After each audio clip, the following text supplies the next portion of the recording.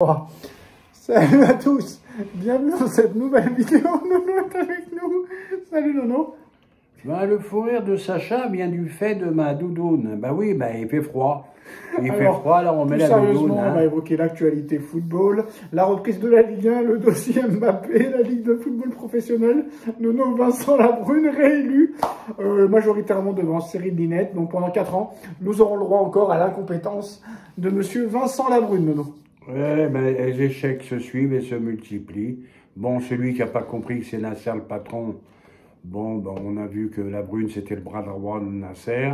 Donc, on savait le résultat à l'avance. Moins ça va, plus ça va, et on continue les mêmes erreurs. Eh ben, allez-y, bientôt, ils vaudront 200 millions, les droits TV. Alors ça, c'est marrant parce que là, pendant 5 ans, il n'y aura plus de droits TV. Parce qu'avant, c'était tous les 4 ans, maintenant, c'est tous les 5 ans.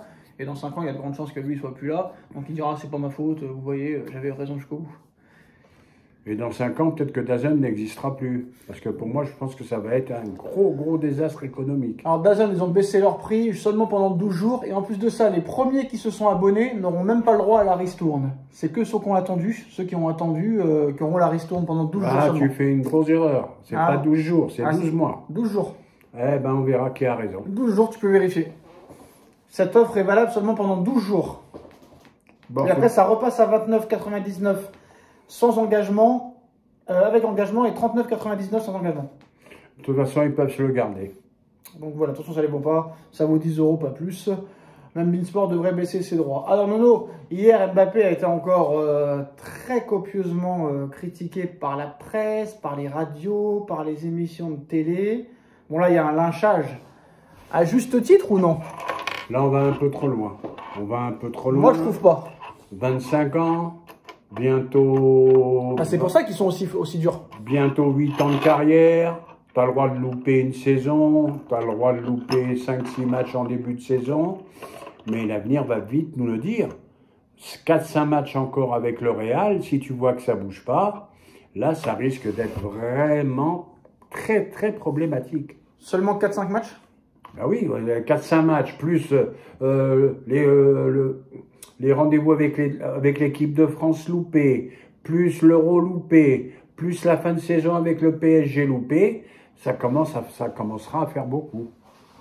Alors, bah, samedi, reprise de la Ligue 1, Paris Saint-Germain-Brest. Quoi qu'on en dise, Nono, Brest a gagné 4-0 contre Saint-Etienne il y a 2 semaines. Brest est une équipe de Ligue des Champions. Après avoir battu Lille 3-1, c'était le premier test, hein, c'était la première équipe qui jouait la Ligue des Champions cette année. Et Paris va enchaîner avec Brest, une équipe aussi qualifiée pour la Ligue des Champions. Donc est-ce que Brest, c'est un match test, vu que Brest joue la Ligue des Champions? Eh ben, mais Brest, ça sera un match test.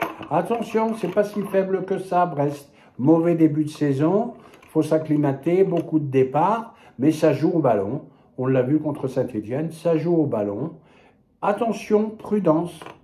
C'est pas un match si facile que ça. Donc ça va être un match test pour après jouer contre Girona le premier match, hein, c'est bien ça? Voilà, de là à dire un match test, j'aurais peut-être pas jusqu'à là, mais un match très important avant que les Croates. Alors ceux qui vont briller, Nono, comme tu le sais, depuis des décennies, les matchs de Ligue des Champions sont le mardi et le mercredi, et le jeudi c'était l'Europa League, et depuis 1 an ou 2, la conférence Europa League. Mais vu le nombre de matchs qui augmente en Ligue des Champions, il y aura 3 journées de Ligue des Champions à chaque journée. Des matchs le mardi, des matchs le mercredi, des matchs le jeudi. Je pense que ceux qui vont jouer le jeudi vont briller. Hein.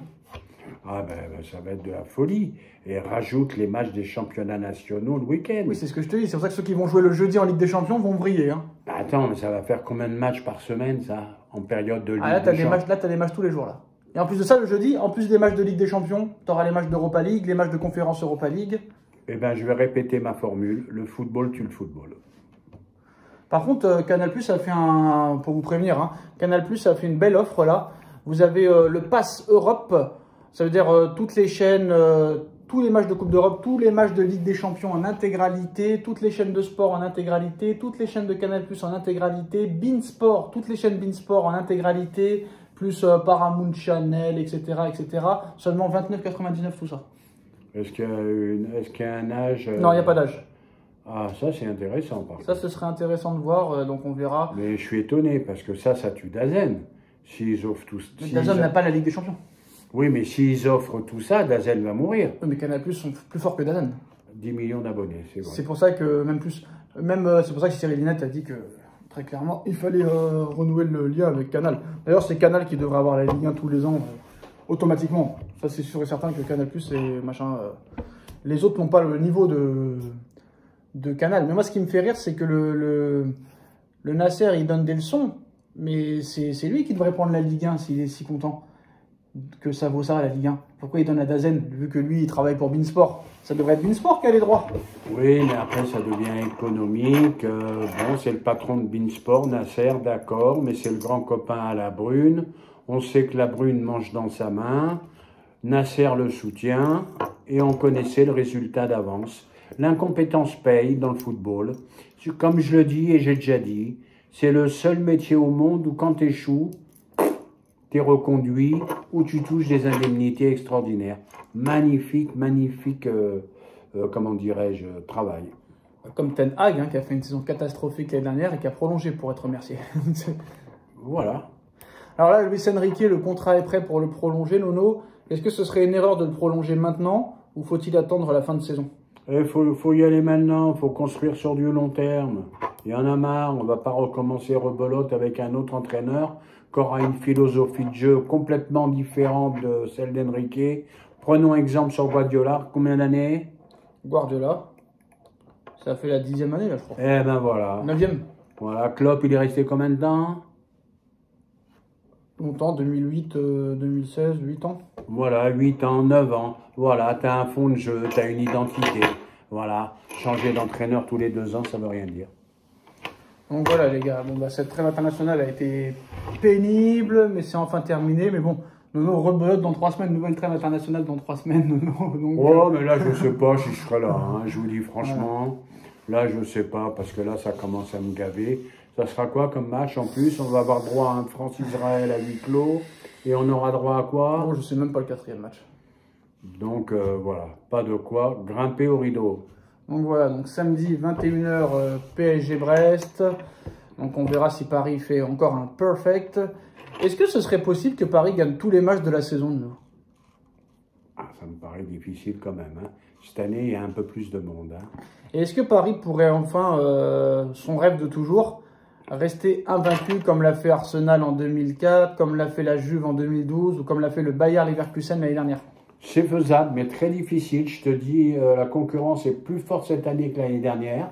Je trouve Marseille beaucoup plus fort, meilleur effectif. Je trouve Monaco, c'est très bien renforcé aussi.